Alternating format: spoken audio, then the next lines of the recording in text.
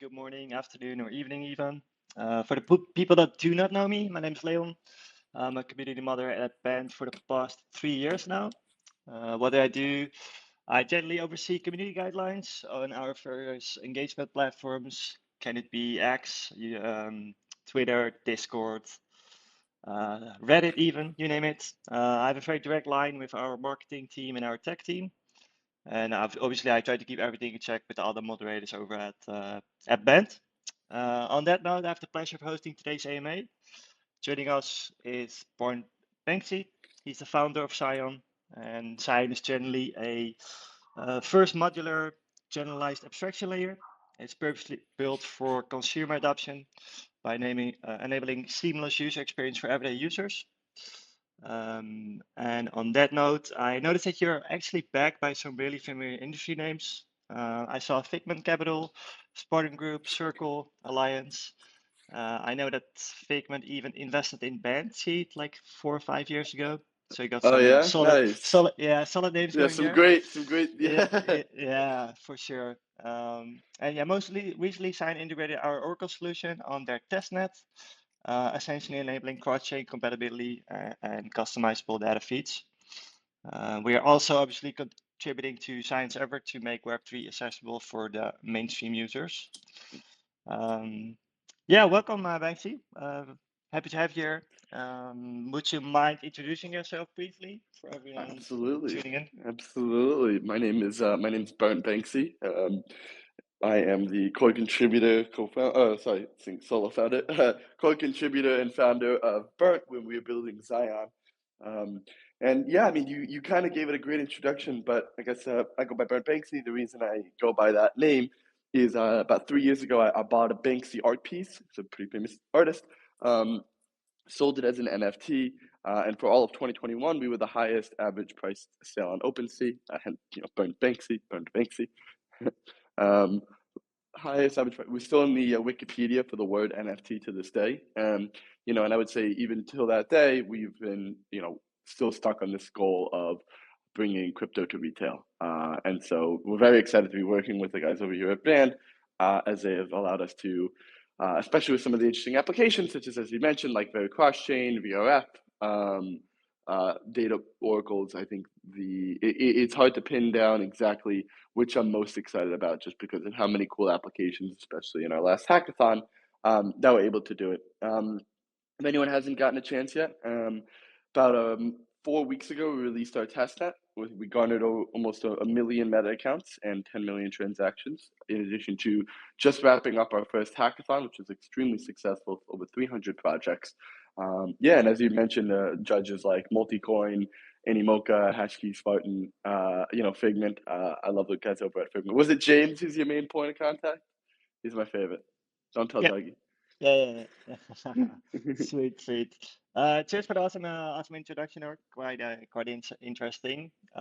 Mind elaborating a bit more in depth on my explanation of what sign is? What is the long-term goal Yeah, here? Personal opinion for me, I think sign actually fits perfect in the current primitives. After all, the overall industry, has to kind of demonstrate a meaningful way for Web3 behind the yep. gambling aspect, really. So I think you guys have good ground there. Thank you. I appreciate that. I appreciate that a lot.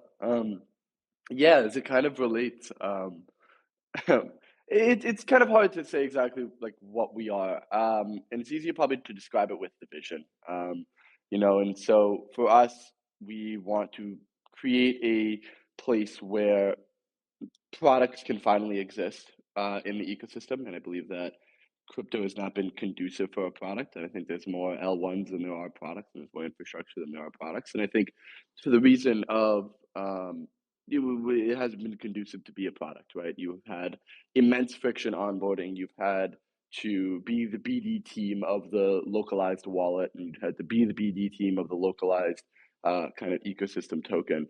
And with that being said, like customer acquisition costs are way too high for a lifetime value of a customer that is evidently, effectively, we don't know the cost of it yet because the customer acquisition cost is so high. But with that being said, we just, I use the words like UX chain or consumer chain, or generalized abstraction layer, but these are just kind of the means to an end. And I would say that I believe our success kind of comes in people not knowing who we are, right? Very similarly to AWS, where I don't know where X is being hosted right now. Could be AWS, but the thing is that it doesn't matter, right? Because we're using this product and it's being backed by AWS, and I think that's the exact vision for XION in the future, where people are going to be able to use the products on the ecosystem and not have to buy the native token and have to worry about gas fees or worry about downloading a wallet. It's going to be completely replicative of a Web2 experience, which is what we're building for and what we're striving for. So we get there by utilizing our generalized abstraction layer. We get there by utilizing our parameterized fee layer.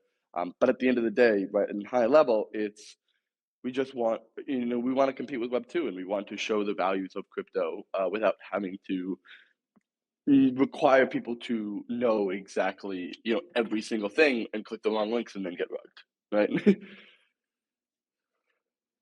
Yeah, sweet. I couldn't agree more. Actually, everyone tuning in probably already knows a lot about wallets in general. People use ledgers or MetaMask, but if we want to have the masses on board, yeah, you need a seamless um, way to get into Exactly. crypto. Yeah, and I think let's Exactly. move a bit deeper in on that thought. You said account extraction. Obviously, we have external accounts or smart contract accounts. And how's Zion's framework into account creation here? I think that's one of your core values. Yeah, yeah, definitely. And I think kind of to that point where we kind of start to differentiate on terms of like when we look at like actual protocol level. Um, we looked at 4337 and we looked at some of these other solutions out there. But the issue is that we needed a way to separate identity from authentication. And once you get that, right, and then let me just tell you what I mean by that, right? Right now you have a wallet which proves both, hey, I'm the person who owns this wallet, and I'm signing this transaction to authenticate. If we can break that apart into two things, we don't need to follow these kind of same legacy poor decisions that we've been making in my mind. Let me give you an example. If anyone here is very familiar with Signal, we like to think about the way that the way a flow on Zion will work very similarly to that of Signal, where on Signal you log in and you validate the session, right? Whether that be signing on with a JSON Web Token, which is like email or passkey or phone number. You effectively then in that scenario, right? That is how you authenticate. Hey, this is me. I am this email. I own it. I have access to this, and then you say, okay, well, for the next until I close this application, I then have, then everything is encrypted from that point on. And whenever you send a message on Signal, you don't have to then sign a transaction every time, right? But it's encrypted, right? And and it's obviously not the exact same, but it's a very good comparison because following a very similar premise, that's exactly how the flow on our chain works, which for us is exactly mimicking Web2. Um, and a lot of these kind of start with what we call, enshrining UX decisions on the protocol level. One example of that is rather than something like a 4337, which is a social or a smart contract consensus layer, right? It's right on the protocol level, right? And so right in the anti-handler, we effectively say, is this a smart contract account? Is this not? Or is this, does this go down the regular flow? But with that being said, what you kind of get with that is a Pandora's box of different opportunities, right? And to kind of take this a little more down that rabbit hole, you have legacy decisions like private public keys. And previously, since everything was an externally owned account or like a MetaMask that people are used to, um,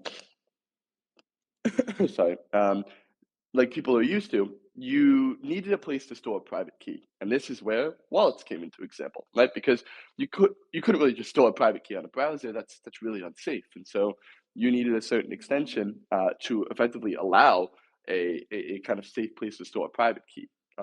Now, when you wanted to start getting onto different devices, this gets really tricky, right? Because you really, if anyone's ever tried to use if anyone's tried to ever do anything mobily, right? You effectively can't unless you have some sort of like Phantom wallet app or MetaMask wallet app or a very specific app. And you see a lot of fragmentation with that. What we can allow for, since there's no longer this public-private key pair relationship, we are completely device agnostic, and we have, complete signature agnosticity, which, like, if anyone's used our testnet, we kind of have this trending hashtag going around called Zion Everywhere, which is, it's a bunch of people, taking photos of their testnet from interesting places. Like, for example, I was using my Xbox and I was using testnet. Kyle Samani was in a mountain, a house in the mountains on his Apple Vision Pro using the testnet, right? And so we've completely expanded the potential reach of applications as well, in addition to, of course, having a super seamless user experience. Sweet. Yeah, I even saw someone that made a photo of his or her grandma making his Zion account and logging in. Really We love speaks. that. That's what we Yeah, re try to do it for. really speaks for him how easy it is to onboard people that are generally not interested in crypto or know how it works. So good stuff there. Yeah, You exactly. Should be focused on the yeah, products. exactly. Um, you touched on it before already. You had a hackathon going recently. I'm just curious, how did that We go? did And any just, yeah. cool submissions you had this for? We're still looking at all of them. There's a couple of really cool ones. I believe there was a team that was working on a portion of abstracted interoperability, which allows the use of. This is what I'm also very excited about, which allows, and there's like a Loom demo out, so it actually works, which is crazy. But it is a way to use injective applications through Zion.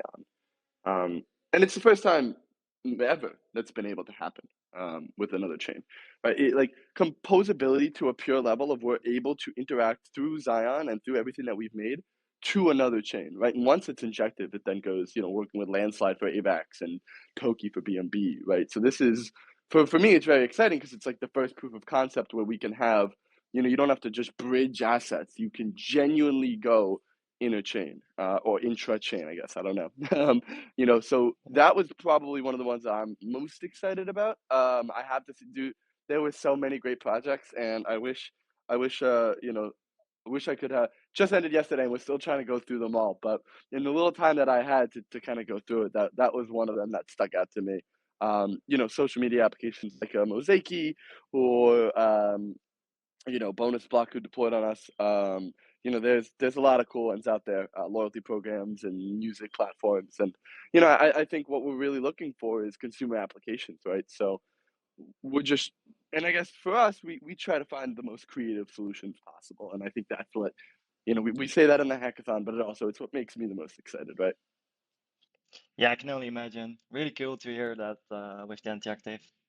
When it's live, I'm definitely gonna try that out. That's actually insane. I don't know. I need Um, to. No, I yeah, know. I need to. It's crazy. yeah, super cool. I had a question regarding some things on your white paper when I was diving in. I actually noticed some very unique design choices. And I'd love to hear some of your reasoning on those. I saw something about permise fee layers to pick one. Yep, Like the perimeter fee maybe layer. might diving a bit in on that topic. Yeah, absolutely. And so when I think I kind of touched on this a little bit, not too long ago. But when we talk about like the parameterized fee layer, that's something that's really interesting to me. As a matter of fact, like before we really made any hard decisions, this was like the main decision that we've made. Um, and effectively, again, it's hard to describe things in like this pure form of like, oh, the direct thing is X, Y, and Z, right?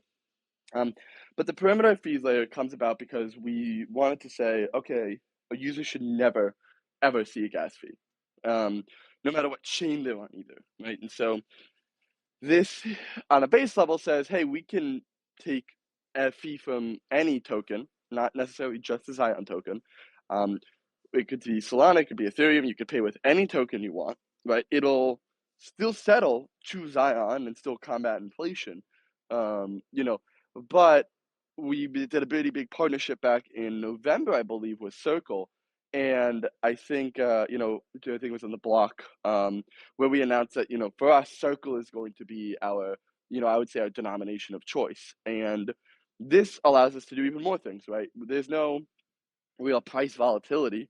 When I was selling NFTs on Solana, it would be $5 one day and it'd be $10 the next day.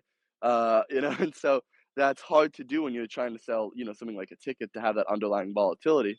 Something else that makes it interesting is like we could also very, very easily use credit cards to buy assets directly on chain.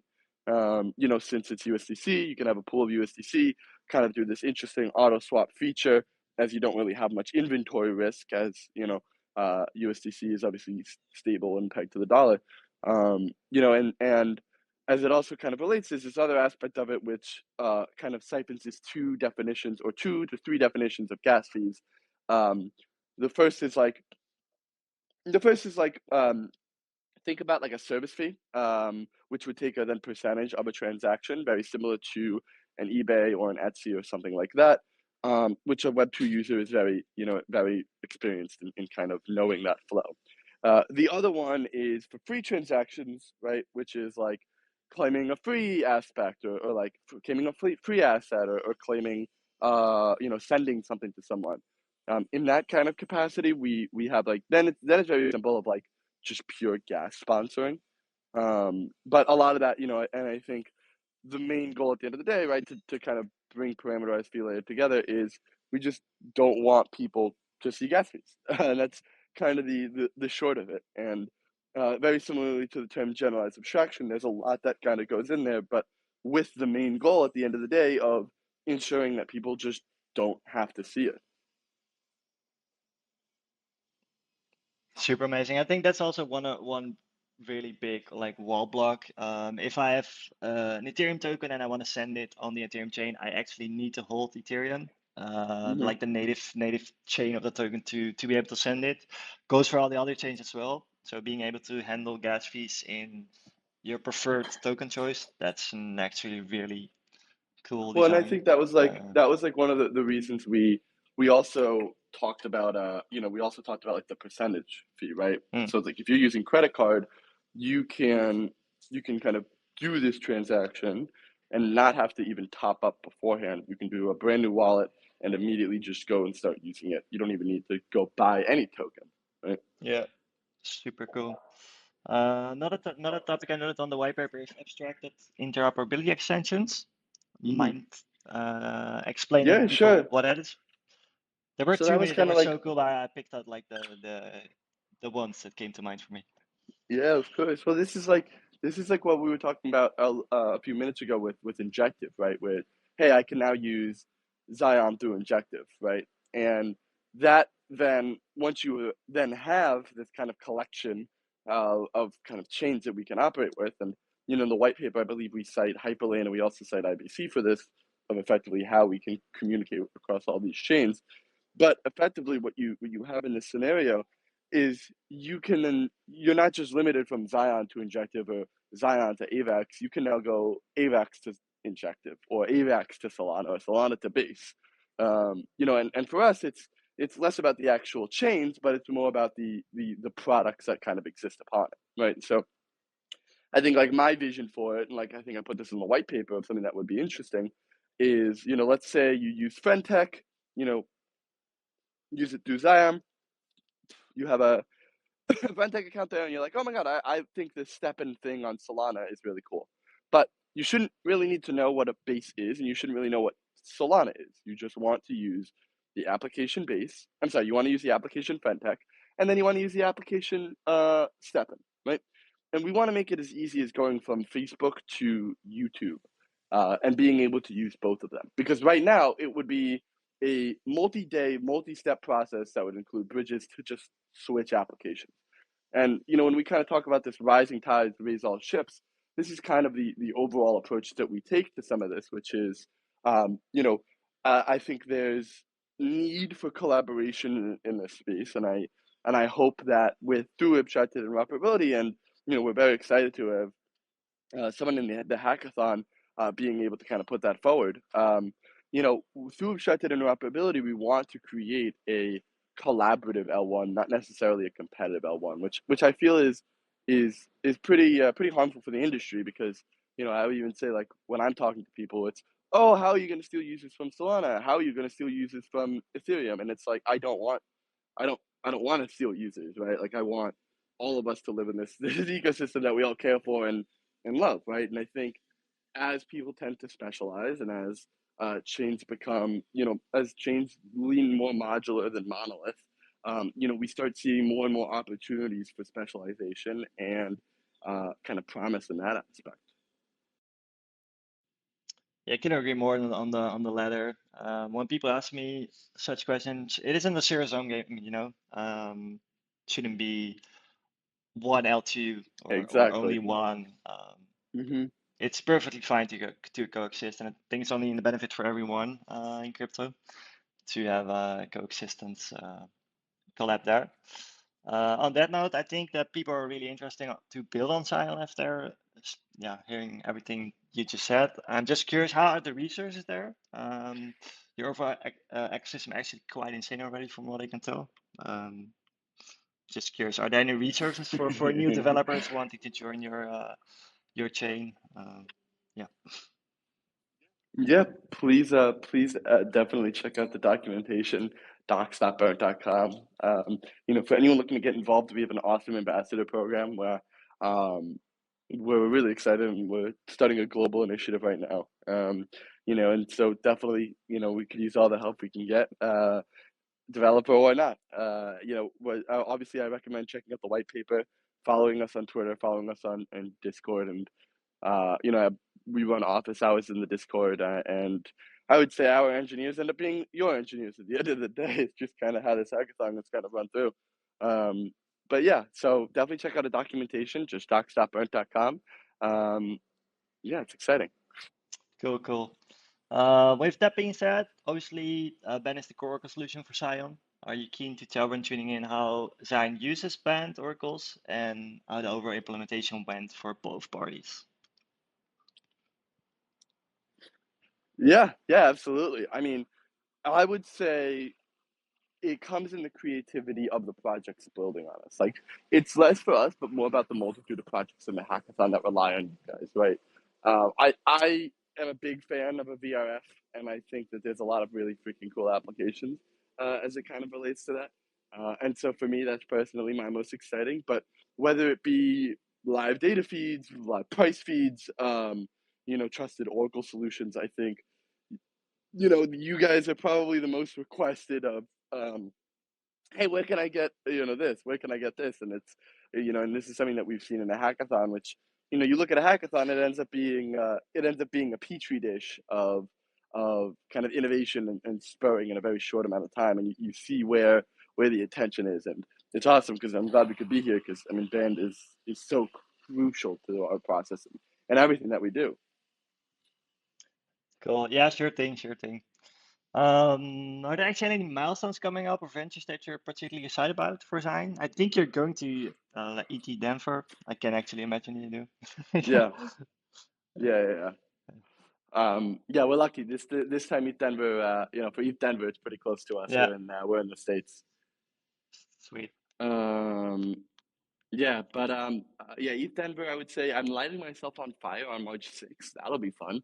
Um, and yeah, starting to really begin to turn the mainnet gears on. So kind of nothing official yet, but we're definitely barreling down that track as fast as possible, and we're really excited about it. Likewise. Another question I had in mind, is there a token on protocol level? If so, what are its functions? I couldn't really find anything about it. Well, could you repeat that Is one more there a time? token on like the protocol level? If so, what are its functions?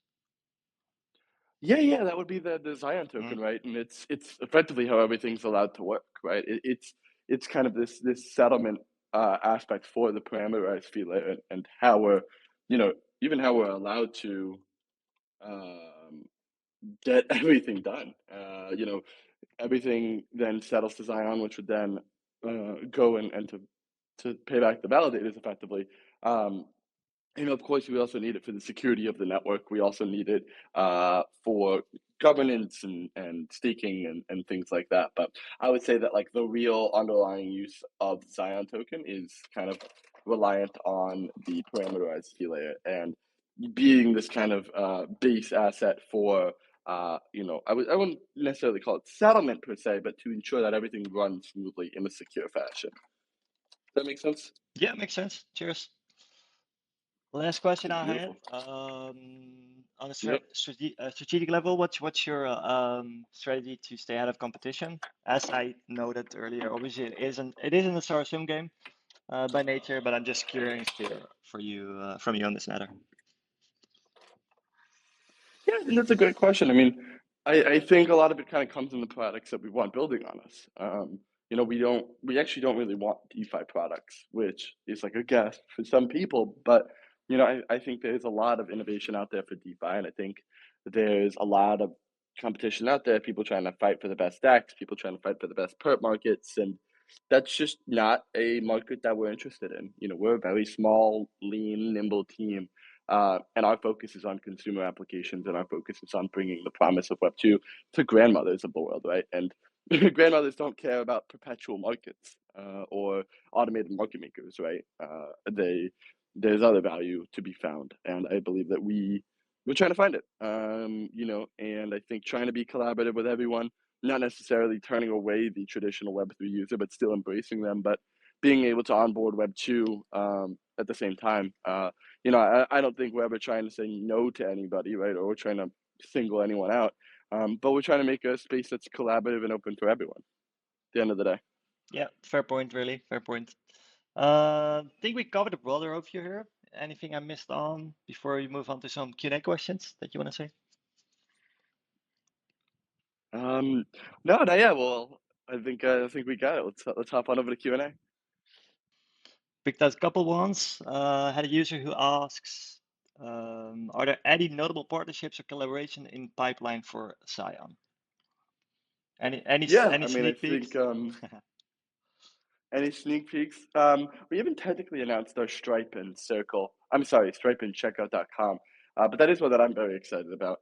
Obviously, we're, as I mentioned earlier, we're going to be having a pretty big one with Injective, kind of given the abstracted interoperability and eventually leading to AVAX and Hyperlane and every other chain in the world. There's a lot that will be coming up on the media funnel too of just how we operate in a guerrilla marketing style way. And yeah, it'll be exciting. I would say those are the most ones that I'm excited for. In addition to like the amazing projects that are deploying on our Yeah, chain. so much at one time, step by step, I have another user who asked, Exactly. could you provide insight into XION's tokenomics? Sure. Yeah, we kind of went over that a Yep, little bit of just the parameterized fee layer and securing the network, etc. fair enough, fair enough. Last question before we can possibly, I think there are people tuning in that might have some questions. How does science approach protocol upgrades and what measures are in place to ensure a smooth transition while maintaining backward compatibility for existing applications?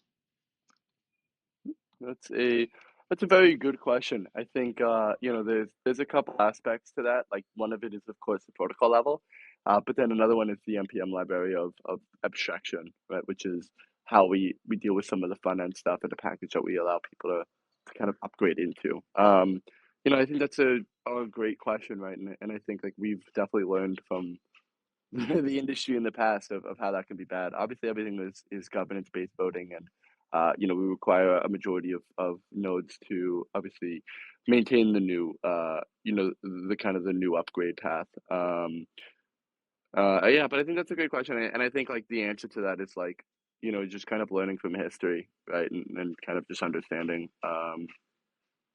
Yeah, I guess, no, I guess that's one of those things. I'm like getting like PTSD no, here fair of like enough, times really, where fair enough. everything's It's fucked it's up, it's and yeah. so it's like. Ever emerging tech, you learn from the past that people make mistakes, and then Yeah, yeah, exactly. fair. Just don't make those All mistakes. right, you're Easy. right. Easy mode. For everyone tuning in, if you have a question, feel free to ask to become a speaker, and then we'll run those through.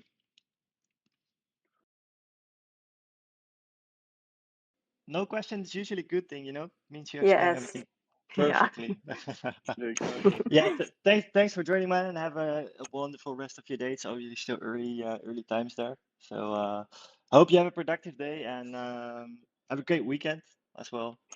Uh, thanks to Yeah, you, and thank you thanks for so joining. much for joining our ME today. Yeah. And thanks